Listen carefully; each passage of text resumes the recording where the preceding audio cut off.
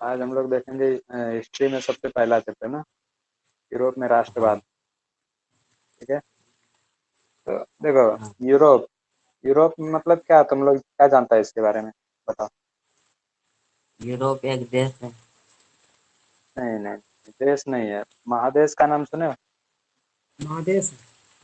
हाँ, तो महादेश है। यूरोप क्या है, एक महादेश है जिसमें से बहुत सारे देश, अलग अलग देश पाए जाते हैं। ठीक है, बहुत सारा हाँ देश है वहाँ हाँ। पे। हम्म, तो अब उसमें देखना है कि राष्ट्रवाद क्या होता है। अब राष्ट्रवाद, उससे पहले यूरोप तो हो गया, ठीक है, पता चलता है, चल गया। लेकिन राष्ट्रवाद क्या होता है? राष्ट्रवाद मतलब होता है, देखो, राष्ट्र मतलब सबसे पहले होता है देश। अपने देश के बारे में जब बात करते हैं तो हम लोग उसको राष्ट्र बोलते हैं, राष्ट्र, नेशन भी इंग्लिश में बोलते हैं। ठीक है, और उसके बारे में अगर देश के प्रति मान के चलो प्यार की भावना हो, और देश के लिए कोई भी कुछ भी कर सकता है, तो इस तरह की भावना जब आए तो उसको क्या बोलेंगे? राष्ट्रवाद बोलेंगे। ठीक है, ये मतलब एक जनरल टर्म हुआ। इसका अच्छे से डेफिनेशन आगे रहता है, लेकिन ये मेनली होता है कि देश से जो है ज्यादा लगाव होता है। जैसे किसी को धर्म से लगाव होता है, किसी को देश से लगाव होता है, किसी को सिर्फ अपने फैमिली से मतलब होता है। तो उसमें उसी में ये अलग अलग तरीके की चीजें। और जब किसी को सिर्फ ज्यादा देश से लगाव हो तो उसको क्या बोलेंगे? राष्ट्रवाद बोलेंगे। तो राष्ट्रवाद के बारे में किसके बारे में पढ़ना है? यूरोप में, अपने देश में नहीं, यूरोप में, इंडिया में नहीं। ठीक है, हाँ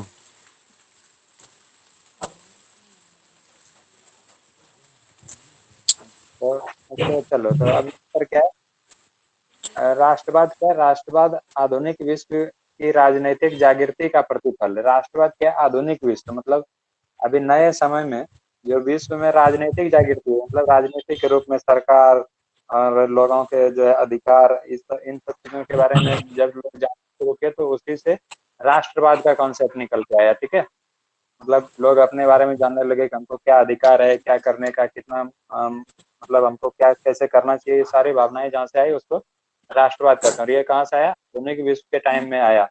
ये राजनीतिक जागृति के वजह से राष्ट्रवाद का उद्भव हुआ। ठीक है, और यह एक ऐसी भावना है जो किसी विशेष भौगोलिक, सांस्कृतिक या सामाजिक परिवेश में रहने वाले लोगों में एकता की वाहक बनती है।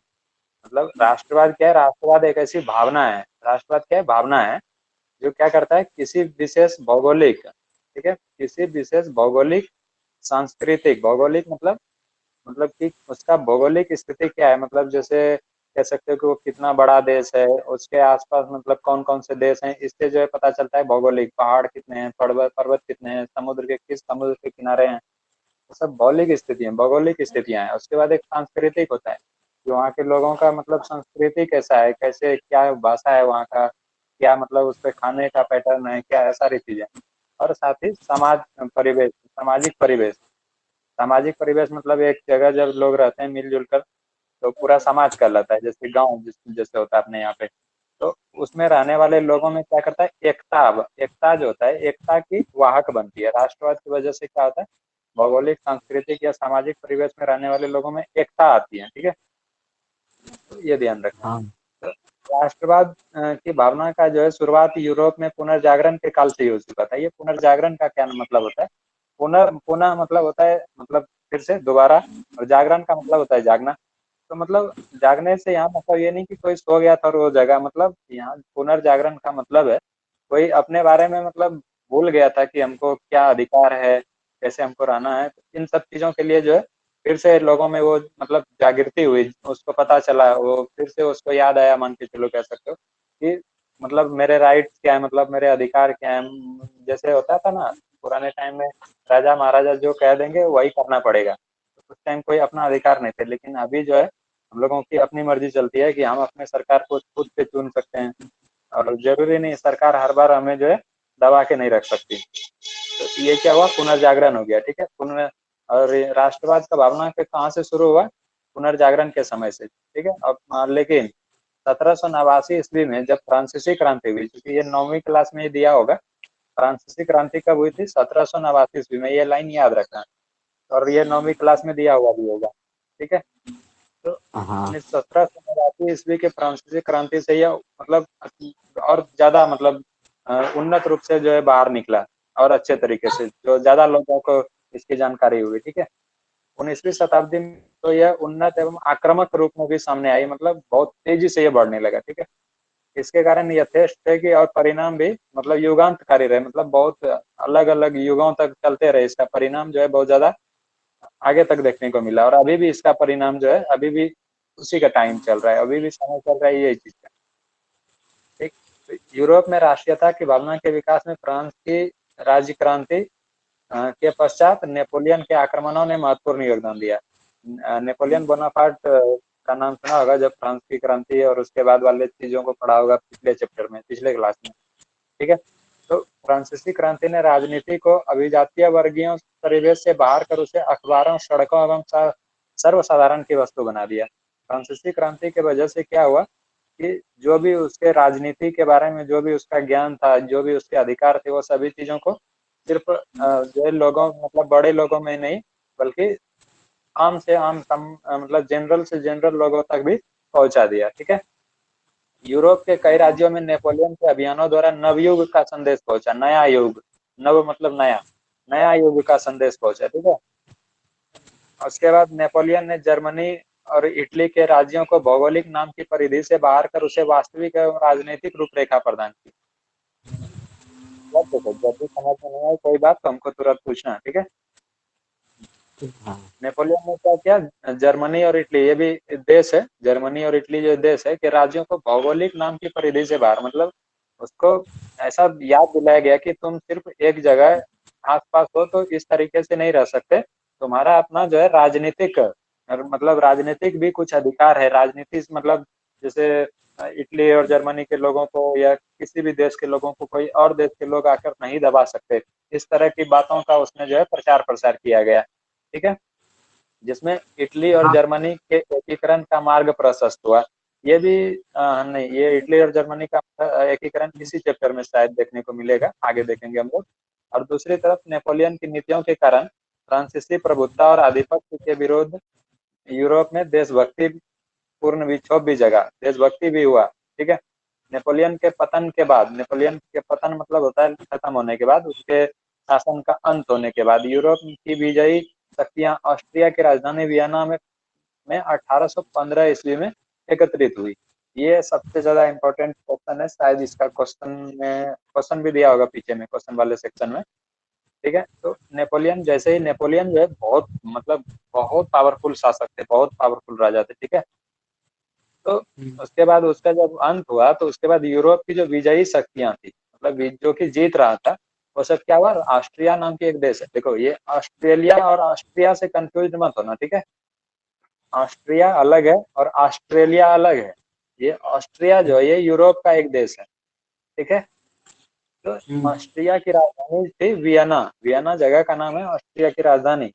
वहां पर क्या हुआ, 1815 ईस्वी में सब लोग, जो यूरोप के जो बड़े बड़े जो अब बचे थे नेपोलियन के बाद, जो मतलब प्रभावशाली शासक जो बचे थे, वो लोग एकत्र हुए, जमा हुए एक जगह, जिसका उद्देश्य यूरोप में पुनः उसी व्यवस्था को स्थापित करना था जिसे नेपोलियन के युद्धों ने अस्त व्यस्त कर दिया था। ये लोग क्या चाहते थे, देखो यूरोप की जो नेपोलियन का अंत होने के बाद ये लोग जो एकत्र हुए, ये लोग चाहते थे कि यूरोप में फिर से वही पुराने समय को वापस लाया जाए। ये जो नेपोलियन के वजह से जो नया नया चीजें में बदलाव हुआ है ना, वो लोग नहीं चाहते थे। ठीक है, यहाँ तक क्लियर है। हाँ। यहाँ पर मैप भी दिया हुआ है, देखो ये जो है ना यूरोप का मैप है 1815 ईस्वी के अराउंड। ठीक है, तुमको यहाँ पर जो यहाँ पर फ्रांस लिखा हुआ मिल जाएगा, यहाँ पर पोलैंड मिल जाएगा, ये रसिया का कुछ पार्ट है। ठीक है, ये सर्बिया हो गया, जितना दिख रहा है दिखा रहे हैं इसमें। और ये मतलब ये स्विट्जरलैंड हो गया, इस तरह की, और ऑस्ट्रिया इस जगह कहीं पर होगा। तो इस तरह से यहाँ पर डेनमार्क हो गया, ये ग्रेट ब्रिटेन हो गया, ये वाला इंग्लैंड है। ठीक है, तो ये मैप है, वैसे वो वाला मैप भी कहो तो दिखा देंगे बाद में। ठीक है ना, यहाँ तक क्लियर है। हाँ। परंतु देखो, अब वो लोग क्या चाहते थे कि नेपोलियन के पहले जैसा स्थिति था यूरोप का, वैसा ही स्थिति ये लोग फिर से चाहते थे बनाना यूरोप में। तो लेकिन क्या हुआ, परंतु इसमें भाग लेने वाले राजनयिक इस बात को देखने में असमर्थ रहे कि जनतंत्र और राष्ट्रवाद की नई शक्तियां राजनीति को निर्धारित करने वाले नए तत्वों के रूप में उभर रही थी। ये लोग चाहते थे कि फिर से पुराना समय वापस आए, लेकिन वहाँ के लोगों में नेपोलियन की वजह से जो है वहाँ के लोगों में क्या हुआ था, जनतंत्र और राष्ट्रवाद की नई मतलब राष्ट्रवाद का प्रचार हो चुका था लोगों में, वहाँ के लोगों में, और उससे जो है मतलब और भी पावरफुल लोग बाहर निकल रहे थे। ठीक, तो सन 1815 ईस्वी के वियना सम्मेलन की मेजबानी ऑस्ट्रिया के चांसलर मेटरनिक ने किया था, जो कि घोर प्रतिक्रियावादी था। ये लाइन भी याद रखना। देखो, वियना वियना सम्मेलन कब हुआ था? चलो बताओ, वियना सम्मेलन कब हुआ था? 1815 ईस्वी। 1815 ईस्वी में। और ये कहाँ कहाँ पर हुआ था, किस देश में हुआ था? ऑस्ट्रिया। ऑस्ट्रिया में हुआ था। और इसके जो है मेजबानी, यानी कि मेजबानी का मतलब होता है मतलब होस्ट करना, वैसे मतलब कि जो ऑर्गेनाइज करवाता है, जो शुरुआत करवाता है, जिसके यहाँ पर होता है, वो कौन किया था? चांसलर। चांसलर मतलब एक तरह से समझ लो कि राजा ही हो गया, तो तुम राजा भी मान सकते हो। ठीक है, तो वो कौन था? हाँ। मेटरनिक नाम था उसका, मेटरनिक। मेटरनिक नाम था उसका। मतलब 1800, मतलब इस लाइन को याद रखना, 1815 ईस्वी के वियना सम्मेलन की मेजबानी ऑस्ट्रिया के चांसलर मेटरनिक ने किया था। इसी एक के लाइन में बहुत सारा 4 क्वेश्चन बन गया, ठीक है ना। और जो कि घोर प्रतिक्रियावादी था। प्रतिक्रियावादी मतलब होता है जो मतलब नए चीजों में बहुत जल्दी मतलब बदलना नहीं चाहे, ऐसा कुछ। ठीक है, इस सम्मेलन में ब्रिटेन ब्रिटेन जिसको कि इंग्लैंड भी बोलते हैं, रूस, प्रसा, ऑस्ट्रिया जैसी यूरोपीय शक्तियों ने मिलकर ऐसी व्यवस्था की जिसका मुख्य उद्देश्य यूरोप में उस शांति संतुलन को स्थापित करना था। ये लोग क्या चाहते थे कि फिर से वही शांति संतुलन स्थापित किया जाए जो मतलब उसके नेपोलियन बोनापार्ट के आने के पहले था। ठीक है, जिसे नेपोलियन के युद्धों ने समाप्त कर दिया था। नेपोलियन जो बहुत ज्यादा पावरफुल थे, बहुत ज्यादा युद्ध लड़ते थे। तो ये लोग क्या चाहते थे कि नेपोलियन के युद्धों ने जो शांति भंग कर दिया था, उसको फिर से स्थापित किया जाए। ठीक, गणतंत्र एवं हाँ। प्रजातंत्र जो फ्रांस की क्रांति की देन थी। फ्रांस की क्रांति कब हुई थी? 1789 ईस्वी में। और उससे सबसे बड़ा परिणाम क्या निकला था? गणतंत्र और प्रजातंत्र। प्रजातंत्र का मतलब क्या होता है? लोगों का शासन। ठीक है, मतलब और गणतंत्र मतलब भी सेम ही होता है, मतलब वहाँ के लोगों के द्वारा जो है चुने जाते हैं लोग, और फिर वो जो है उसके ऊपर शासन करते हैं कुछ समय के लिए, जो कि अपने देश में होता है ना, हर एक 5 साल में इलेक्शन होते हैं, चुनाव होते हैं। तो मतलब कोई भी जो है ज्यादा दिन तक मोनोपोली नहीं कर सकता, मतलब जो अपना ज्यादा प्रभाव नहीं दिखा सकता। अगर यदि मान के चलो इस समय का सरकार कुछ ज्यादा गलत करेगा, तो अगले इलेक्शन में, अगले चुनाव में उसे वोट नहीं दिया जाएगा, और फिर वो सरकार में नहीं रहेगा। तो ये चीजें कहाँ से शुरुआत हुई थी इस चीजों की? इसको कहते हैं लोकतंत्र, प्रजातंत्र या गणतंत्र, इस तरह की बातें इसको बोलते हैं। ठीक है, ये सब इसी का नाम है। थोड़ा सा अंतर है गणतंत्र और प्रजातंत्र में। बट देखो, प्रजा मतलब क्या होता है? लोग। गण मतलब लोग, लोक मतलब लोग हो गया।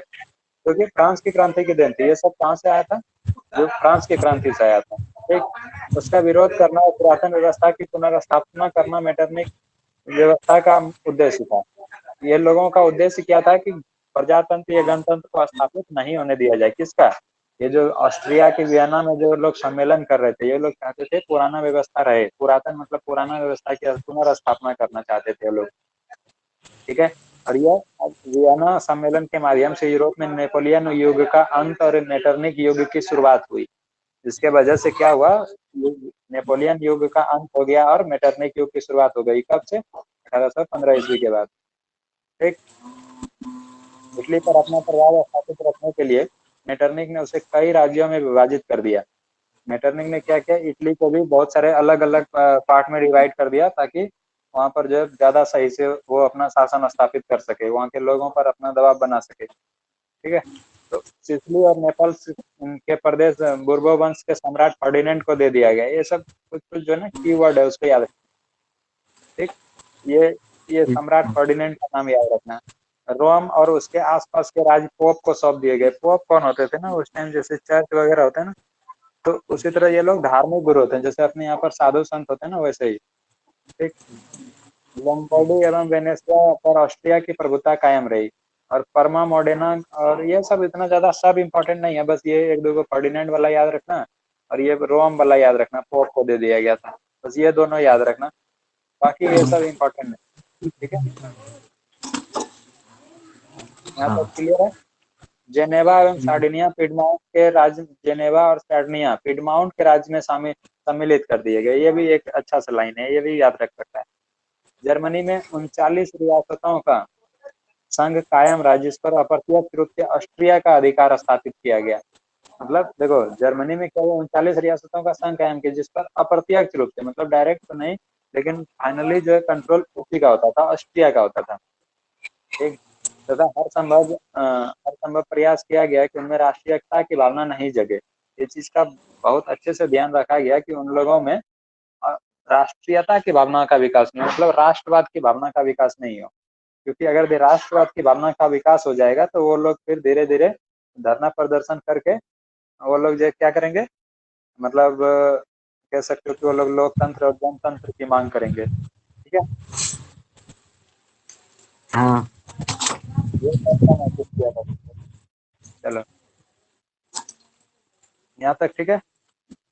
हाँ मेटरनिक ने फ्रांस की पुरातन व्यवस्था की पुनर्स्थापना कर दी। मतलब देखो, फ्रांस में चूंकि नेपोलियन के वजह से, नेपोलियन बोनापार्ट की वजह से वहां पर लोकतंत्र और गणतंत्र वगैरह जो है स्थापित होने का प्रयास कर रहा था। लेकिन मेटरनिक क्या किया, फिर से पुराने व्यवस्था को वहां पर लागू कर दिया। इस तरह वियना सम्मेलन प्रतिक्रियावादी शक्तियों की विजय थी, लेकिन यह व्यवस्था स्थायी साबित नहीं हुई। यह जो है, यह व्यवस्था जो इन लोगों ने बनाया था, ये ज्यादा दिन तक नहीं चल पाया। और जल्द ही यूरोप में राष्ट्रीयता की भावना का प्रसार हुआ, और जिसमें यूरोप के लगभग सभी देश प्रभावित हुए। तो ये लोग जो चाहते थे वो नहीं हो पाया, क्योंकि नेपोलियन और फिर 1789 की फ्रांसीसी क्रांति की वजह से जो वहाँ के लोगों में राष्ट्रवाद की भावना कहीं ना कहीं आ गया था, और वो धीरे धीरे जो है बढ़ता चला गया। जब इन लोगों के ऊपर, ये लोगों के वजह से फिर से जब उन लोगों पे दबाव बनाया गया, तो वो लोग धीरे धीरे राष्ट्रीयता की भावना का और बढ़ते गया उन लोगों में। ठीक है, क्लियर है। तो फ्रांस में वियना व्यवस्था के तहत क्रांति के पूर्व की व्यवस्था को स्थापित करने के लिए बुर्बो राजवंश को पुनर्स्थापित किया गया। तो वियना व्यवस्था जब 1815 ईस्वी में हुआ, तो वो क्या किया, फ्रांस में, जो कि 1789 ईस्वी के पहले फ्रांस में क्या था, उस समय भी बुर्बो वंश का ही राजवंश था। ठीक है, उस शासन चलता था, और फिर से उसी को स्थापित कर दिया गया, बुर्बो वंश को। और उसका जो है सम्राट किसे बनाया गया, लुई 18वां को। 9वीं क्लास में अगर भी तुम लोग पढ़ा होगा फ्रांस की क्रांति, तो उसमें देखा होगा लुई 14वां और लुई 16वां करके नाम का राजा था, दो राजा। ठीक है, और ये जो है फिर से 1815 ईस्वी के बाद मतलब फ्रांस के राजा कौन बन गया, लुई 18वां बन गया। क्लियर है। उसने फ्रांस हाँ की बदली हुई परिस्थितियों को समझा और फ्रांसीसी जनता पर पुरातन व्यवस्था को थोपने का प्रयास नहीं किया। देखो, वियना सम्मेलन में जो लोग थे उनका मानना था, वो लोग चाहते थे कि फिर से पुनः पुराने व्यवस्था को जारी किया जाए। ठीक है, लेकिन उसने फ्रांस की बदली हुई परिस्थिति, लेकिन जब लुई 18वां को फ्रांस का राजा बनाया गया, तो उन्होंने जो है ज्यादा पुराने व्यवस्था को लागू करने का प्रयास नहीं किया। वो जो है लोगों के फ्रांस की बदली हुई परिस्थितियों को समझने का प्रयास कर रहा था कि यहाँ के लोगों में लोकतंत्र और जनतंत्र का जो है भाव और राष्ट्रवाद का भावना उत्पन्न हो गया है। तो अगर यदि उसे दबाने का प्रयास किया जाएगा, तो फिर उसे फिर से शासन से हटा दिया जा सकता है। ठीक है, तो हाँ उसने क्या किया, प्रतिक्रियावादी या सुधारवादी शक्तियों के मध्य सामंजस्य स्थापित करने का प्रयास किया। वो दोनों को मतलब खुश रखना चाहता था, उधर लोगों को भी, और जो वियना सम्मेलन के जो पार्टिसिपेंट थे, मतलब लोग थे, उन लोगों के बीच भी मध्यस्थ, मतलब सामंजस्य स्थापित करके रखा, दोनों को मैनेज करके चला। ठीक है, इसी उद्देश्य से 2 जून 1814 ईस्वी को सम्राट की ओर से संवैधानिक घोषणा पत्र जारी किए गए, जो 1848 ईस्वी तक फ्रांस में चलते रहे। ठीक है, चार्ल्स 10th, ये जो चार्ल्स 10वां जो है, के शासन काल में इसमें कुछ परिवर्तन किए गए, परंतु इसका परिणाम 1830 की क्रांति के रूप में सामने आया। ठीक, वो इसके बारे में अभी डिटेल में आगे मिलेगा कि ये लाइन का मतलब यहाँ पर क्या है। ठीक, अब देखते हैं 1830 की क्रांति। अभी देखे थे पीछे ताकि 1830 की क्रांति हुई, तो जुलाई 1830 की क्रांति क्या था वो देखते हैं। जब लुईस 18वां बना गया उसके बाद जो है एक शासक आए जिसका नाम था चार्ल्स 10th, ये चार्ल्स 10वां कह सकते हो। ठीक है, वो कैसा था, एक निरंकुश एवं प्रतिक्रियावादी शासक था। निरंकुश का मतलब क्या होता है, निरंकुश मतलब होता है जिस पर कोई अंकुश नहीं हो, मतलब जिस पर कोई रोक टोक ना हो, उसे कोई, वो किसी की नहीं सुनेगा, वो जो है जैसा उसका मर्जी होगा वो अपने मन की करेगा, मतलब उस पर कोई रोक नहीं सकता उसको। निरंकुश का मतलब यही होता है। ठीक है, ये टर्मिनोलॉजी हाँ ज्यादा इंपॉर्टेंट के लिए भी, ये ज्यादा समझने का प्रयास करो। जिसने फ्रांस में उभर रही राष्ट्रीयता तथा जनतंत्रवादी भावनाओं को दबाने का प्रयास किया या दबाने का कार्य किया। चार्ल्स 10वां जो है निरंकुश था। निरंकुश था इसीलिए वो क्या किया, राष्ट्रवादी भावना जो वो नहीं जो है बढ़ने देना चाहता था। ठीक, उसने अपने शासनकाल में संवैधानिक लोकतंत्र की राह में कई गतिरोध उत्पन्न किए। वो जो है संवैधानिक यानी संविधान कानून के द्वारा जो लोकतंत्र हो रहा चल रहा था, उसमें वो उस तरीके से उसे चलना नहीं देना चाहता था। ठीक, तो हाँ उसके द्वारा प्रतिक्रियावादी पॉलिग्नेक को प्रधानमंत्री बनाया गया। प्रधान देखो, उस टाइम जो ये जो शासक का मतलब होता है, जैसे अभी राष्ट्रपति होता है ना, उसी तरीके से उस टाइम होता था। प्रधानमंत्री का मतलब होता था शासक से जस्ट नीचे वाला पोस्ट होता था, जैसे महामंत्री भी कहते हैं। जैसे होता है ना, अकबर जो है, अकबर और बीरबल की कहानी अगर देखा है तो क्या होता है, अकबर जो है शासक है और बीरबल क्या थे, उसके मंत्री थे, या मंत्री। प्रधानमंत्री या महामंत्री। ठीक है, तो उसने क्या किया, चार्ल्स टेंथ ने पॉलिग्नेक को पॉलिग्नेक नाम का एक आदमी था जिसे प्रधानमंत्री बनाया फ्रांस की। ठीक है, पॉलिग्नेक ने पूर्व में लुई 18वां में द्वारा स्थापित समान नागरिक संहिता के स्थान पर शक्तिशाली अभिजात वर्ग की स्थापना किया। लुई 18वां जो है एक अच्छा शासक था। वो जो है ज्यादा लोगों में दबाव नहीं डालना चाहता था, वो लोकतंत्र में विश्वास करता था।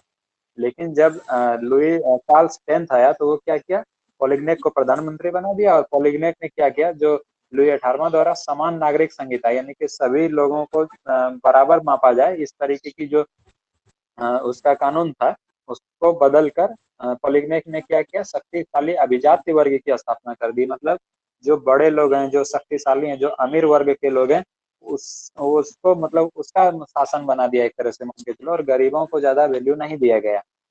ठीक, तो उसे विशेषाधिकारों से विभूषित करने का प्रयास किया गया। अभी शक्तिशाली अभिजात वर्ग को, जो बड़े लोग थे, बिजनेसमैन टाइप के, इंडस्ट्रियलिस्ट वाले, औद्योगिक उद्योग वाले लोग। ठीक है, इसके इस कदम को उदारवादियों ने चुनौती दे दी तथा क्रांति के विरुद्ध षड्यंत्र समझा।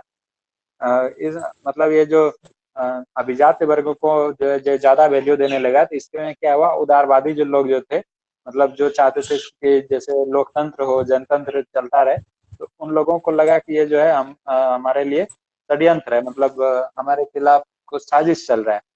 ठीक, तो प्रधानमंत्री हाँ सदन एवं दूसरे उग्रवादियों ने पॉलिग्नेक के विरुद्ध गहरा संतोष प्रकट किया। चार्ल्स टेंथ ने इस विरोध की प्रतिक्रिया 25 जुलाई 1830 ईस्वी को, ये जब विरोध किया गया उसके पॉलिग्नेक के इस कानून को, तो मतलब लोगों के द्वारा, तो वो क्या किया, फिर चार्ल्स टेंथ ने इसके खिलाफ, इसके विरोध में क्या किया, 4 नए अध्यादेश जारी कर दिए। और उस 4 अध्यादेश से क्या हुआ, मतलब लोकतंत्र की भावना जो थी उसको और ज्यादा दबाने का प्रयास किया गया, उदारवादी तत्वों को और ज्यादा दबाने का प्रयास किया गया। ठीक है, तो हाँ। इन अध्यादेशों के विरोध में पेरिस में क्रांति की लहर, पेरिस क्या है, फ्रांस की क्रांति, फ्रांस का जो है राजधानी क्या नाम है, पेरिस है। ठीक, पेरिस। तो इस ये जो 4 अध्यादेश जारी किया गया था, इसके वजह से क्या हुआ, पेरिस में क्रांति की लहर दौड़ गई, मतलब क्रांति तेज हो गया, लोग जो है रिवोल्ट करने लगे। ठीक, और फ्रांस में 28 जून 1830 ईस्वी से गृह युद्ध आरंभ हो गया। गृह युद्ध का मतलब होता है कोई बाहरी देशों के द्वारा युद्ध नहीं किया जाता है, अपने अंदर में ही अलग अलग तरीके के लोग एक दूसरे से लड़ने लगते हैं, अलग अलग ग्रुप के लोग। ठीक, तो फ्रांस में क्या हुआ, 28 जून 1830 ईस्वी से गृह युद्ध आरंभ हो गया, और इसे ही जुलाई, देखो यहाँ ध्यान रखना, 28 जून को शुरुआत हुआ था और कहा गया जुलाई 1830 की क्रांति, क्योंकि ये जुलाई तक चला। ठीक, इसका परिणाम ये हुआ कि चार्ल्स टेंथ को राजगद्दी त्याग कर इंग्लैंड भागना पड़ा। और फिर इस जुलाई 1830 की क्रांति की वजह से क्या हुआ, चार्ल्स टेंथ जो था, चार्ल्स 10वां जो था, उसको राजगद्दी छोड़ना पड़ गया, त्यागना पड़ गया। ठीक, और वो फिर इंग्लैंड चला गया, और इस प्रकार फ्रांस में बोर्बो वंश के शासन का अंत हो गया। क्लियर है, तो ये देखो, ये इतना डिटेल में इसलिए बता रहा है ना, क्योंकि ये जुलाई 1830 की क्रांति और ये सब ना पूछता है, एग्जाम कई बार पूछ चुका है, इसलिए इसको अच्छे से समझो। और कई बार इसको अपने से भी पढ़ना है, ये हम बस एक कहानी बता दे रहे हैं, बाकी जब पढ़ोगे तो हम जो मंडली जो देखो शब्द है ना इसमें, उसको समझाने का प्रयास कर रहे हैं। बाकी अपने से पढ़ोगे 2-3 बार रिवीजन करोगे तो हो जाएगा, और वीडियो रिकॉर्ड होगा, यूट्यूब पे भी रहेगा और इस पे भी। कहीं पर भी दोबारा देख सकता है। क्लियर है? हाँ। चलो, तो फ्रांस में जुलाई 1830 की क्रांति के परिणाम स्वरूप बुर्बो वंश के स्थान पर जो ऑर्लेयंस वंश को गद्दी सौंपी गई। ऑर्लेयंस वंश नाम का जो है मतलब वंश सजाया, और इस वंश के शासक लुई फिलिप, ये याद रखना, लुई फिलिप ने उदारवादियों, पत्रकारों तथा पेरिस की जनता के समर्थन से सत्ता प्राप्त की थी। जो लुई फिलिप यानी कि ऑर्लेयंस वंश को सत्ता कैसे मिला? वो उदारवादी पत्रकार और पेरिस की जनता के समर्थन से जो है सरकार बना। ठीक है। और उसकी नीतियां उदारवादियों, इसीलिए वो देखो, क्योंकि वो उदारवादियों के सहायता से बना है, तो क्या करेगा, उदारवादियों के पक्ष में ज्यादा वो काम करने का प्रयास करेगा तथा संवैधानिक गणतंत्र के निमित्त रही। मतलब संवैधानिक गणतंत्र को वो मान्यता फिर से दिया, मतलब लोगों का शासन फिर से स्थापित किया गया। ठीक है, यहाँ तक क्लियर है? हाँ।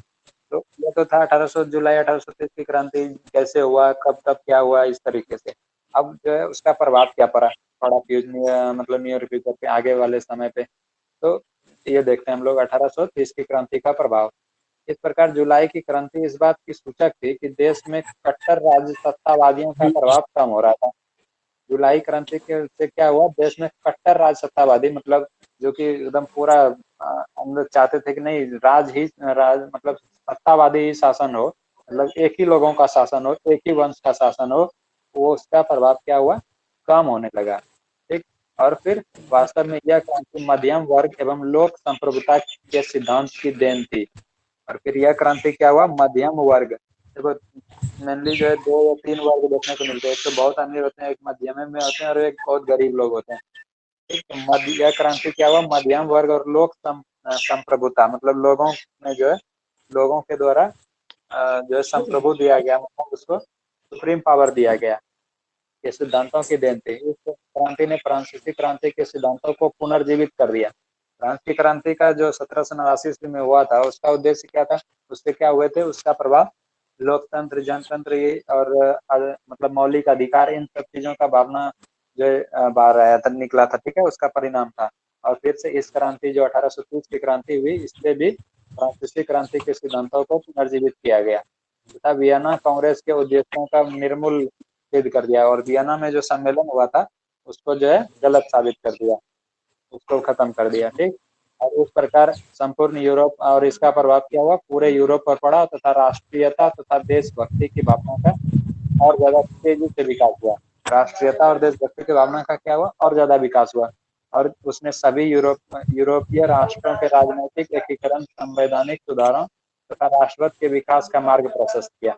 देखो उसने क्या किया, सभी यूरोपीय राष्ट्रों के राजनीतिक एकीकरण, मतलब राजनीतिक रूप से जो वो लोग एकीकरण हुए, संवैधानिक सुधार हुए, मतलब संविधान बनाए गए, कानून बनाए गए, और राष्ट्रवाद के विकास का मार्ग प्रशस्त किया गया, मतलब राष्ट्रवाद जो है और ज्यादा बढ़ना शुरू हो गया। ठीक। तो इससे क्या हुआ, इटली तथा जर्मनी का एकीकरण, यूनान, पोलैंड एवं हंगरी के तत्कालीन व्यवस्था के प्रति राष्ट्रीयता के प्रभाव के देखो क्या हुआ, इटली तथा जर्मनी का एकीकरण हुआ, वो आगे पढ़ेंगे हम लोग। यूनान, पोलैंड एवं हंगरी में तत्कालीन व्यवस्था के प्रति राष्ट्रीयता के कारण आंदोलन हो गए। ठीक है। और आगे चलकर फ्रांस में भी लुई फिलिप के खिलाफ आवाज उठने लगे। अब देखो आगे चल के फिर क्या हुआ, उसको जो है लुई फिलिप, जो कि इस क्रांति के बाद शासक बना था, उसके खिलाफ भी आवाज उठने लगे। ठीक है, जिससे फ्रांस में एक और क्रांति की पृष्ठभूमि तैयार हो गई। फिर क्या हुआ, लोगों को जो है लुई फिलिप के खिलाफ भी असंतोष उत्पन्न होने लगा, और वो इसके खिलाफ भी आवाज उठाना शुरू कर दिया, और जिसके वजह से फिर से फ्रांस में एक क्रांति होने वाला था। और वो क्रांति कब हुआ, सन 1848 ईस्वी में। एक लुई फिलिप एक उदारवादी शासक था, परंतु बहुत अधिक महत्वाकांक्षी था। मतलब बहुत अधिक महत्वाकांक्षी का मतलब था, मतलब है देखो, वो बहुत ज्यादा कहने का मतलब वो जो है ना, किसी चीज को पाने का प्रयास करता था, जैसे अपने सत्ता को थोड़ा सा मजबूत करने का भी प्रयास करने लगा। ठीक। और वो किसी स्पेशल वर्ग के लोगों पर ज्यादा ध्यान देने लगा। तो उसके वजह से फिर क्या हुआ, उसने अपने विरोधियों को खुश करने के लिए स्वर्णिम मध्यम वर्गीय नीति का अवलंबन करते हुए 1840 में गीजो को प्रधानमंत्री नियुक्त किया। ये गीजो कैसा था, उसके बारे में आगे यहाँ दिया है कि वो कट्टर प्रतिक्रियावादी था। देखो लुई फिलिप क्या था, एक उदारवादी शासक था, लेकिन वो क्या किया कि वो सोचा कि अगर ये मध्यम वर्ग अगर ये हमसे निराश हो जाएगा तो इसके वजह से क्या होगा कि वो लोग अपना सहमति वापस ले लेगा, तो फिर ये सरकार नहीं बना पाएगा। तो इसके लिए उन्होंने क्या किया कि एक मध्यम वर्गीय, क्योंकि मध्यम वर्ग को भी बराबर उसको ऐसा ना लगे कि उसका अधिकार छीना जा रहा है, इसलिए उन्होंने क्या किया कि 1840 में गीजो को प्रधानमंत्री नियुक्त किया। ये लाइन बहुत इंपॉर्टेंट है, ये याद रखना। गीजो को प्रधानमंत्री नियुक्त कब और कौन किया? 1840 में लुई फिलिप ने किया। जो क्या था, कट्टर स्वर्णिम क्या प्रतिक्रियावादी होता था। है? मतलब कैसे? स्वर्णिम क्या होता है? स्वर्णिम मतलब हो गया बहुत ज्यादा अच्छे, सोने के जैसा एकदम। सोना कितना महंगा होता है, इंपॉर्टेंट होता है, उसी तरीके से। मतलब मध्यम वर्गीय, देखो मध्यम वर्ग में क्या होता है कि मध्यम वर्ग में जो है सबसे ज्यादा लोग पाए जाते हैं। अमीर भी बहुत कम होते हैं, गरीब भी बहुत कम होते हैं, सबसे ज्यादा लोग कहाँ पर पाए जाते हैं? मध्यम वर्ग में पाए जाते हैं। इसलिए मध्यम वर्ग का इंपॉर्टेंस हमेशा ज्यादा रहता है हर एक राजनीति में। यहाँ तक कि अभी भी जो है मध्यम वर्ग का सबसे ज्यादा इंपॉर्टेंस होता है। ठीक, इसीलिए उसको स्वर्णियम स्वर्णिम वर्ग बोला गया कि वो जो है एकदम बिल्कुल सोने के जैसा है। वो जहाँ चाहे जिसको चाहे वो सरकार बना सकता है, मध्यम वर्ग के लोग। ठीक, तो वो फिर क्या हुआ, 1840 में गीजो को प्रधानमंत्री नियुक्त किया, जो कि कट्टर प्रतिक्रियावादी थे बिल्कुल। और सब जो लुई फिलिप के जो पहले जो चार्ल्स टेंथ वगैरह थे, उसी तरीके से ये भी कट्टर प्रतिक्रियावादी था। ठीक, और वह किसी भी तरह के वैधानिक, सामाजिक एवं आर्थिक सुधारों के विरुद्ध था। वो किसी भी तरह से संवैधानिक या रूल कानून और समाज और आर्थिक इस तरह के सुधार वो नहीं करना चाहता था। लुई फिलिप ने पूंजीपति वर्ग को साथ रखना पसंद किया, जिससे शासन के कार्यों में अभिरुचि नहीं थी। देखो, अब यहाँ पर जो मध्यम वर्ग होता है, एक होता है पूंजीपति वर्ग यानी कि सबसे जो पैसे वाले होते हैं, जिसके पास बहुत ज्यादा धन हो, औद्योगिक लोग जो होते हैं, उसको जो है वो लुई फिलिप क्या किया, उसको साथ में रखना पसंद किया शासन के कार्यों में। लेकिन वो लोगों को शासन के कार्यों में कोई मतलब रुचि नहीं था, वो लोग उतना ज्यादा इंटरेस्टेड नहीं थे इन चीजों में। ठीक, जो अल्पमत में भी थे, अल्प मतलब होता है कम, और वो जो है कम संख्या में भी थे, कम पूंजीपति लोग। और उसके पास किसी भी तरह का सुधारात्मक कार्यक्रम नहीं था, वो किसी भी तरह के सुधार नहीं करने के क्षमता में था, और ना ही उसे विदेश नीति में ही कोई तरह की सफलता हासिल हो रही थी। और उसको जो है दूसरे देशों से विदेश नीति यानी दूसरे देशों से संबंध भी सही से वो नहीं बना पा रहे थे। और इसके बाद उसके शासनकाल में, मतलब लुई फिलिप के शासनकाल में देश में भूखमरी और बेरोजगारी व्याप्त होने लगा, भूखमरी और बेरोजगारी होने लगा, जिसके वजह से गीजो की आलोचना होने लगी। यानी ये सब चीज गीजो के किया जा रहा था, और लुई फिलिप तो फिर भी ठीक था, बट गीजो का जो था वो क्या था, प्रतिक्रिया, वो किसी भी तरह का सुधार नहीं करना चाहता था। और इसी का परिणाम था कि वहां पर भूखमरी और बेरोजगारी देखने को मिली। ठीक, और उसके बाद जिसकी वजह से गीजो की आलोचना होने लगी, मतलब उसके बारे में गलत बोला जाने लगा। और सुधारवादियों ने 22 फरवरी 1848 ईस्वी को पेरिस में थियर्स के नेतृत्व में, थियर्स नाम का एक आदमी था, उसके नेतृत्व में उसको लीडर चुना गया, और उस एक विशाल भोज का आयोजन किया गया।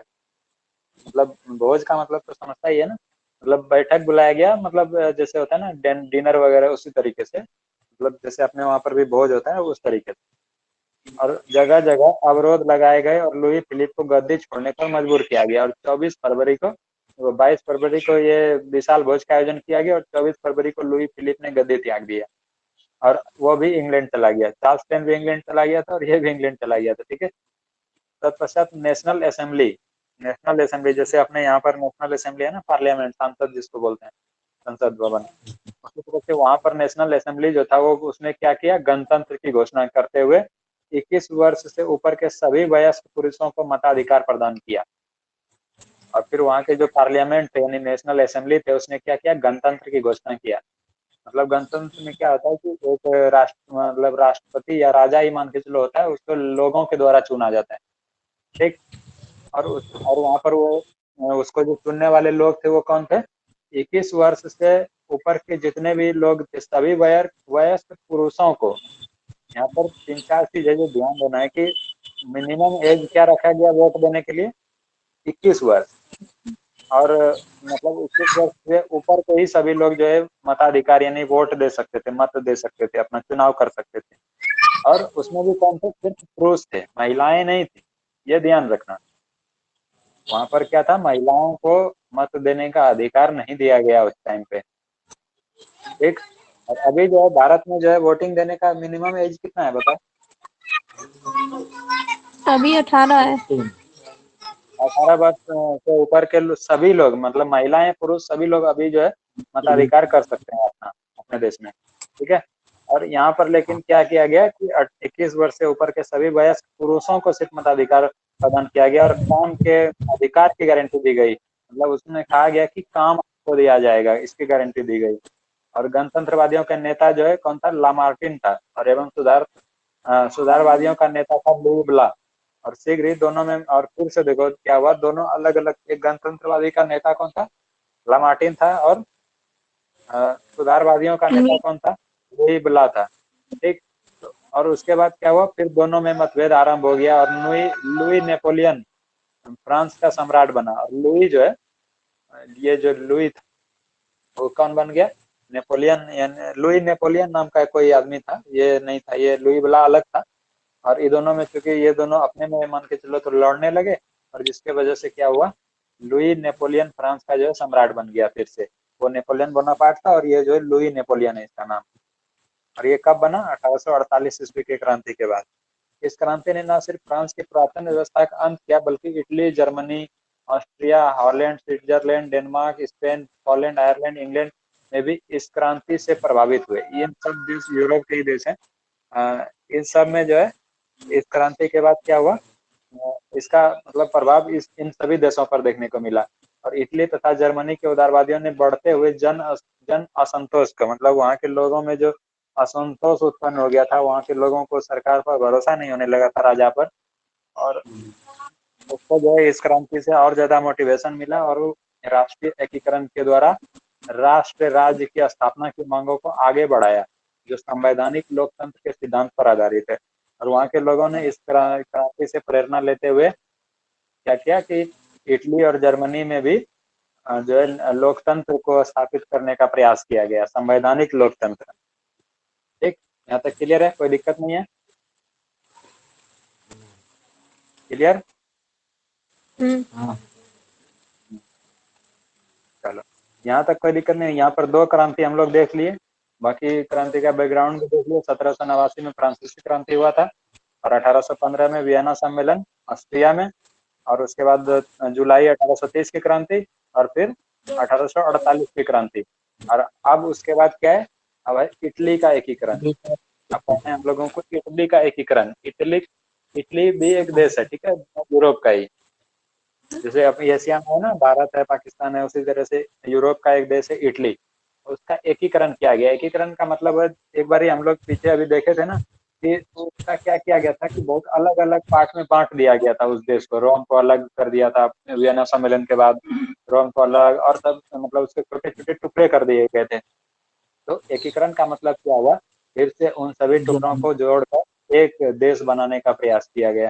ठीक है। तो यहाँ पर से शुरू हुआ इटली का एकीकरण। तो इटली का एकीकरण, इटली में एकीकरण की प्रेरणा कहाँ से मिलती है? मेनली जो है 1848 की क्रांति से मिलती है। ठीक है। क्लियर? इटली 19वीं शताब्दी के आरंभ में मात्र एक भौगोलिक अभिव्यक्ति था। भौगोलिक का मतलब हो गया वहाँ सिर्फ जो है ना वो एक साथ मिले हुए थे, लेकिन वहाँ के लोगों का जो है रहन सहन, मतलब वहाँ के लोगों का सरकार, वहाँ के अधिकार जो है वो बिल्कुल अलग अलग थे। और वो सिर्फ भौगोलिक रूप से, यानी भौगोलिक मतलब हो गया वहाँ के नदी, समुद्र, पहाड़, इन सब चीजों से बस जुड़े हुए थे, एक एक जैसे लगते थे, बस वहाँ के लोगों में समानता नहीं थी। और जहाँ कोई भी स्वतंत्र राज्य हुआ करते थे, इस कारण वहाँ अलगाव की भावना थी। और इसके वजह से जो कि अलग अलग राज्य होते थे छोटे छोटे, तो उसके वजह से वो लोग अलग अलग रहना प्रयास, मतलब एक दूसरे को अपने से छोटा समझते थे। ठीक है। और इसके बाद क्या हुआ, इटली के एक राष्ट्र के रूप में स्थापित होने में भौगोलिक समस्या के अलावे कई अन्य समस्याएं भी थी। जैसे इटली में ऑस्ट्रिया एवं फ्रांस जैसे विदेशी राष्ट्रों का हस्तक्षेप था।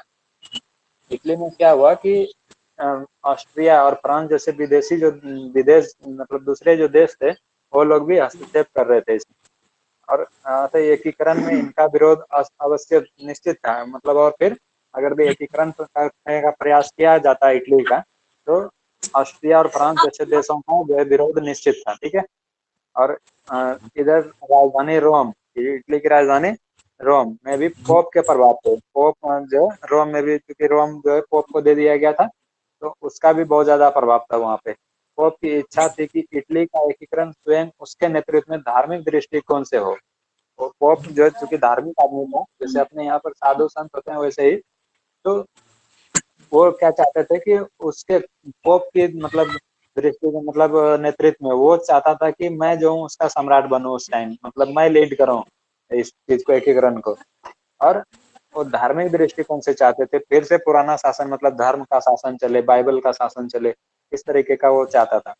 अब ना कि शासकों द्वारा नेतृत्व, और वो चाहते थे, वो नहीं चाहते थे कि कोई और शासक आके उस पर शासन करे। ठीक, इसके अलावा अनेक आर्थिक और प्रशासनिक विसंगतियां भी मौजूद थी। ये सब इटली के एकीकरण की समस्याएं थी कि ये सब जो है उसको दिक्कत हो सकता था इटली के एकीकरण होने में। परंतु इसके बावजूद भी 19वीं शताब्दी, देखो शताब्दी का मतलब समझ में आता है ना। 19वीं शताब्दी का मतलब क्या हुआ? अभी कौन सा शताब्दी चल पहले ये बताओ। अभी अभी 20वीं। नहीं नहीं नहीं, गलत। अभी जो है 21वीं शताब्दी चल रहा है, 21st सेंचुरी। अभी कौन सा चल रहा है? 21वीं। 21st सेंचुरी, 21वीं शताब्दी है, ठीक है। इक्कीस, देखो होता है क्या है, 21वीं शताब्दी मतलब ये है कि अभी जो हम लोग बढ़ रहे हैं आगे, वो किस तरफ आगे बढ़ रहे हैं? 2100 ईस्वी के आगे बढ़ रहे हैं ना, 2100 की तरफ, तो वही शताब्दी का नाम लिया जाता है कि 2100 की तरफ आगे बढ़ रहे हैं, 21वीं शताब्दी। और जब यहाँ पर बात किया गया कि जो यहाँ 19वीं शताब्दी लिखा गया, तो इसका मतलब क्या हुआ? 1800, 1800 के बाद कुछ होगा शायद, ऐसा कुछ, ठीक है। 1900 से पहले ही होगा जो भी होगा, हाँ। ठीक। और अगर भी जैसे ही 1900 आया, तो वो क्या कहलाएगा? 20वीं शताब्दी कहलाएगा। क्लियर है? हाँ। 1900 में जितनी 100 साल में तब होगा 1 शताब्दी। हाँ हाँ, शताब्दी या सदी जो भी बोलो एक ही बात है, ठीक है। एक और भी होता है, वो दशक भी होता है। दशक मतलब 10 साल का होता है, दशक होता है 10 साल का। और ये इसको इंग्लिश में जो है ना, शताब्दी को सेंचुरी बोलते हैं, सेंचुरी। सेंचुरी मतलब 100 होता है ना, सेंट मतलब 100 होता है। चलो, तो 19वीं शताब्दी का मतलब क्या हो गया कि 1800 ईस्वी के बाद, तो वियना का जो सम्मेलन हुआ था वो कब हुआ था? 1815 ईस्वी में हुआ था, तो वो किस शताब्दी में हुआ था? 18वीं। 1815 ईस्वी में हुआ था, तो कौन सी शताब्दी था? 19वीं शताब्दी। 19वीं शताब्दी। और फ्रांस की क्रांति 1789 ईस्वी में हुई थी, वो कौन सी 18वीं 18वीं शताब्दी? शताब्दी। तो वो 18वीं 18वीं। शताब्दी थी। अभी अगर भी कोई पूछे कि कौन सा शताब्दी चल रहा है, तो वो 21वीं शताब्दी चल रहा है, ठीक। तो अब यहाँ पर देखो, आते हैं वापस तो। और फिर इतना सब दिक्कत होने के बावजूद भी क्या हुआ? 19वीं शताब्दी के आरंभ से ही, मतलब 19वीं शताब्दी के शुरुआती समय में ही इटली में राष्ट्रीयता का विकास हो रहा था। जैसे इतना सारा हुआ 1815 ईस्वी में जब वियना सम्मेलन हुआ, फिर 1830 में क्रांति देखने को मिला फ्रांस में, यूरोप में 1800, फिर 48 में क्रांति देखने को मिला। तो इन सब चीजों की वजह से क्या हुआ? इटली में भी राष्ट्रवाद की भावना और लोकतंत्र के, जनतंत्र की भावना का विकास होने लगा, ठीक है। तो हाँ। वही चीज है यहाँ पे कि राष्ट्रीयता, आरंभ से इटली में राष्ट्रीयता का विकास हो रहा था। फ्रांस में होने वाली घटनाओं का प्रभाव भी यहाँ स्पष्ट रूप से पड़ रहा था। नेपोलियन के सैन्य अभियानों ने इटली के नव जागरण तथा एकीकरण में अप्रत्यक्ष रूप से ही सही, परंतु महत्वपूर्ण योगदान दिया। वो जो नेपोलियन जो और सब देशों को जीत के एक जगह, मतलब एक एक देश के रूप में बनाने का प्रयास करता था, उसका जो है अप्रत्यक्ष रूप से असर जो है इटली पर भी देखने को मिला। परंतु और इसके बाद इटली विजय के पश्चात नेपोलियन ने इसे 3 गणराज्यों में, इटली को भी, नेपोलियन ने जो है ना इटली को भी जीत लिया था, और उसको जो 3 गणराज्यों में बांट दिया था। गणराज्य मतलब लोगों के द्वारा गण मतलब लोग होता है, लोगों के द्वारा जो है ना, लोगों का सपोर्ट जिस सरकार को हो, जिस राजा को, वैसे जो लोगों को जो राज्य लोग पसंद हो, वो शासन करे, ठीक है। नेपोलियन ने उसे 3 गणराज्यों में बांट दिया था। और वो कौन था? एक था सिस्पाइन गणराज्य, और लेगुलियन गणराज्य, और ट्रांसपेडेंट, ये 3 गणराज्य था। और उसने यातायात व्यवस्था को भी चुस्त दुरुस्त करने किया तथा संपूर्ण क्षेत्र को एक शासन के अधीन लाया। ये 3 गणराज्यों में तो बांट दिया था, लेकिन शासन एक ही जगह से हो रहा था। क्लियर है? हाँ और इन सभी कारणों से वहाँ जागृति आई वहाँ, और लोग वहाँ के लोगों में मतलब वो लोगों को मतलब ये चीजों का एहसास हुआ कि उन लोगों का भी कुछ अधिकार है। और नेपोलियन का पतन 1814 ईस्वी में हुआ, और उसके पश्चात वियना कांग्रेस का सम्मेलन जो है 1815 ईस्वी में हुआ, के द्वारा इटली को पुराने रूप में लाने के उद्देश्य से इटली के दो राज्यों पीडमाउंट और सार्डिनिया का एकीकरण कर दिया गया, और इस प्रकार इटली के एकीकरण की दिशा तय होने लगी। क्लियर है यहाँ तक? पता नहीं। पतन मतलब अंत होना, बताए तो थे शुरू में। ठीक। इटली में 1820 ईस्वी से ही कुछ राज्यों में संवैधानिक सुधारों के लिए नागरिक आंदोलन होने लगे। 1820 ईस्वी के अराउंड ही जो इटली में क्या हुआ, नागरिक आंदोलन होना शुरू हो गए, और एक गुप्त दल कार्बोनरी कार्बोनरी ये याद रखना, ये क्वेश्चन में भी होगा और क्वेश्चन पूछा भी है। एक गुप्त दल बनाया गया कार्बोनरी नाम करके, का गठन राष्ट्रवादियों द्वारा किया गया, जिसका उद्देश्य छापामार युद्ध के द्वारा राजतंत्र को नष्ट कर गणराज्य की स्थापना करना था। देखो एक गुप्त मतलब संगठन बनाया गया, ऐसा संगठन जिसका जो है जिसके बारे में सरकार को पता नहीं हो, राजा को पता नहीं हो, ऐसा गठन बनाया गया, और उसका उद्देश्य क्या था, छापा मार मतलब छुप के उस पर जो है अटैक करता था, छुप के युद्ध करता था राज्य के सेना से, राजा से, ठीक है। और फिर उसके जगह पे गणराज्य की को स्थापना करना उनका उद्देश्य था, मतलब लोगों द्वारा चुने हुए लोग जो है शासन करेंगे। और प्रसिद्ध राष्ट्रवादी नेता जोसेफ मेजिनी, ये नाम तो मतलब अच्छे से याद ही रखो, जोसेफ मेजिनी का संबंध इसी दल से था। ये क्वेश्चन 10th में पता नहीं कितना बार अभी तक पूछ चुका होगा कि जो है कार्बोनरी का जो है मतलब पूछेगा मेजिनी किस संगठन का जो है सदस्य था, ठीक है, तो वो कार्बोनरी हो गया।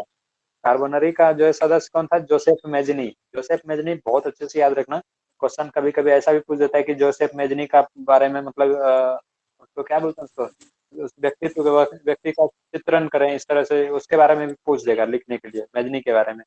तो आगे उसके बारे में एकदम डिटेल में मिलेगा, अभी मेजिनी हो गया, गैरीवाल्डी हो गया, ये सब नाम है इस चैप्टर में, ठीक है, यहाँ तक क्लियर। हाँ तो 1830 की फ्रांसीसी क्रांति के प्रभाव से इटली भी अछूता नहीं रह सका, मतलब 1830 में जो फ्रांसीसी क्रांति हुआ था उसके वजह से इटली में भी उसका प्रभाव देखने लगा, और यहाँ भी नागरिक आंदोलन शुरू हो गए, और वहाँ के लोगों में भी आंदोलन शुरू हो गए, और मेजनी ने इन नागरिक आंदोलनों का उपयोग करते हुए उत्तरी तथा मध्य इटली को गणराज्य स्थापित करने का प्रयास किया।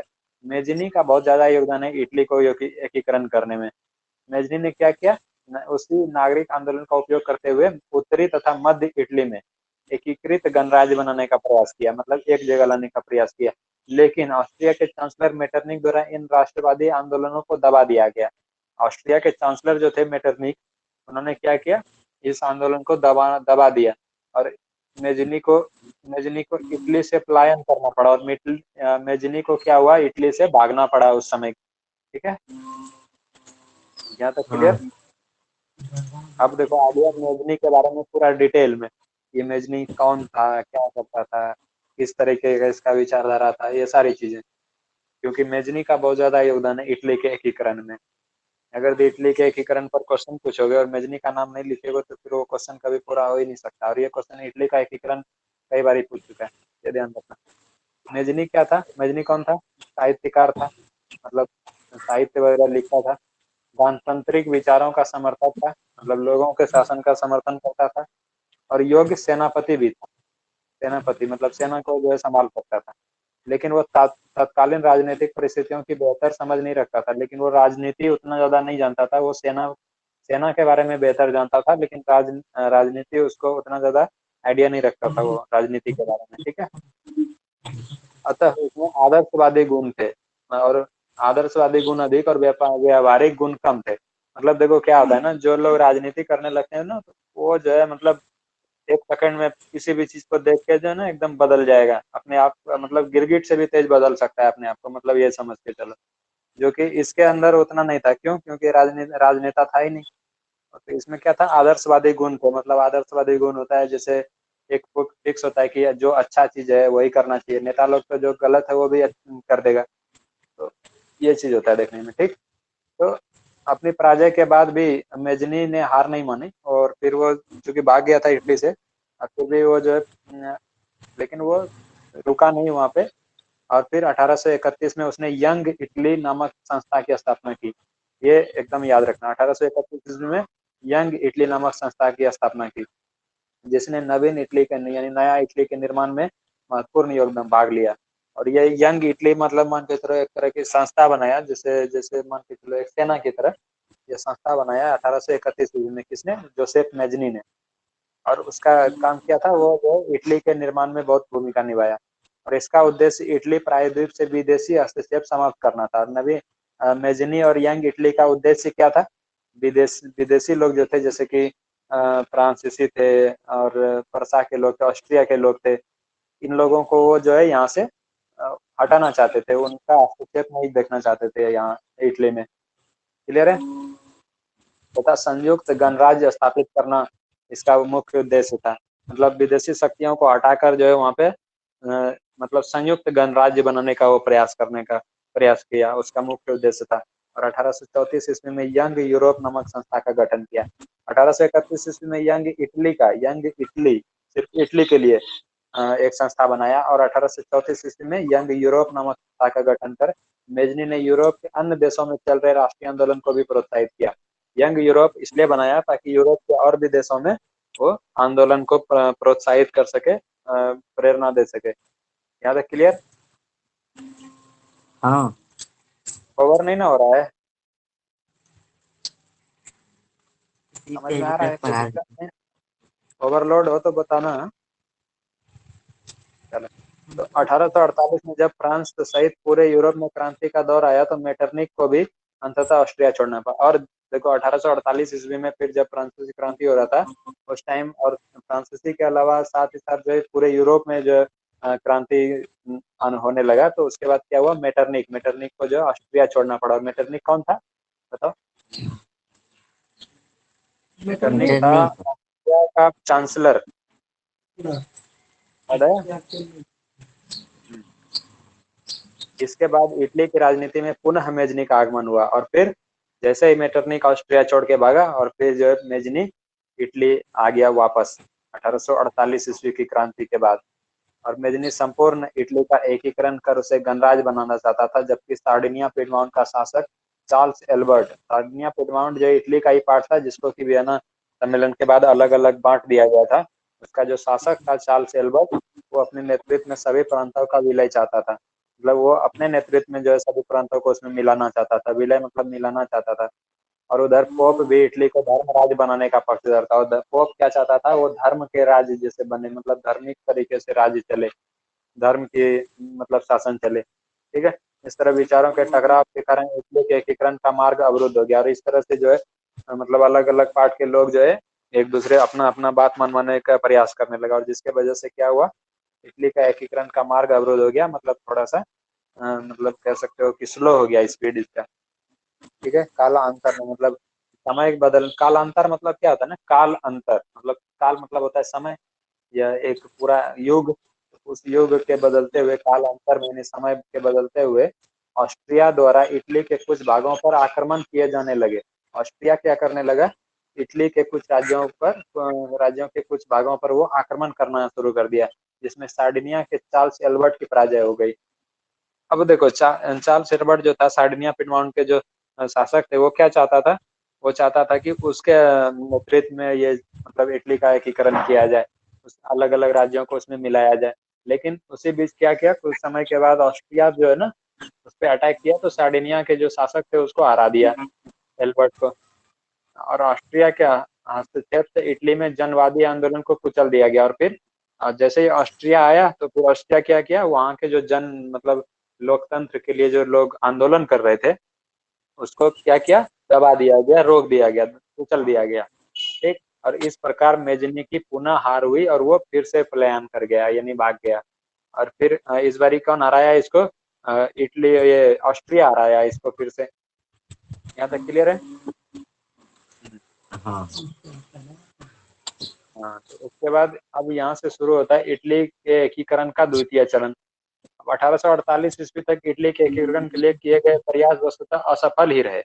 परंतु धीरे धीरे इटली में इन आंदोलनों के कारण जन जागरूकता बढ़ी। देखो 1800 जब तक दोबारा चूंकि मैजनी हार के चला गया, तो उस टाइम तक तो माना यही जाएगा कि अभी तक जो इटली का एकीकरण जो करने का प्रयास किया गया वो सफल ही रहे। लेकिन उसके वजह से क्या हुआ, वहाँ के लोगों में, वहाँ के जो आम से मतलब आम इंसान थे, उन लोगों में जागरूकता बढ़ना शुरू हुआ और राष्ट्रीयता की भावना तेज होने लगा। इस इटली में सार्डिनिया पिडमाउंट का नया शासक विक्टर इमैनुअल, ये नाम याद रखना। और ये चूंकि उसको चार्ल्स एल्बर्ट को जो हरा दिया गया था ऑस्ट्रिया के द्वारा, तो उसके वजह से सार्डिनिया पिडमाउंट का नया शासक कौन आया, विक्टर इमैनुअल, राष्ट्रवादी विचारधारा का था। और वो कैसा था, राष्ट्रवादी विचारधारा का था, मतलब वो राष्ट्रवाद बढ़ाना चाहता था। और उसके प्रयास से इटली के एकीकरण का कार्य जारी रहा। अपनी नीतियों के क्रियान्वयन के लिए विक्टर इमैनुअल ने क्या किया, काउंट काबुर को प्रधानमंत्री नियुक्त किया। और विक्टर इमैनुअल कैसा था, राष्ट्रवादी विचारधारा का शासक था, और उसने काउंट काबुर को प्रधानमंत्री नियुक्त किया। और ये काउंट काबुर के बारे में हम लोग कल पढ़ेंगे, ठीक है? सही है ना?